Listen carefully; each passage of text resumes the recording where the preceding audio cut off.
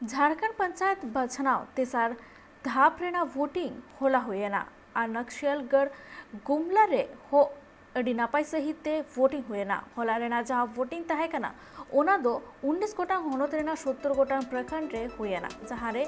27,343 गोटांग candidate को बाचनाव मॉलों निद ballot box रे बंद मेना नित हबी ते नुआ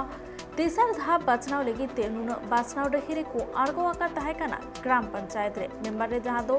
6,370 रे जहां 15,583 और हेड रे जहां दो 1,047 और 6,423 और पंचायत समिति मेंबर को मुद्रे 1,165 4,556 और जिला परिषद मेंबर को 126 और 781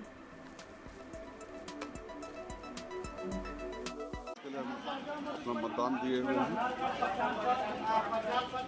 और आपको कैसा लगता है गांव की सरकार? हम चाहते हैं कि आने 2 बार तो हमारे गांव की सरकार रही और बीच में लॉकडाउन भी हो गया जिसके चलते लेट से वोट हुआ और हम चाहते हैं कि इस बार जो भी सरकार बने गांव की सरकार वो गांव के लिए काम करे।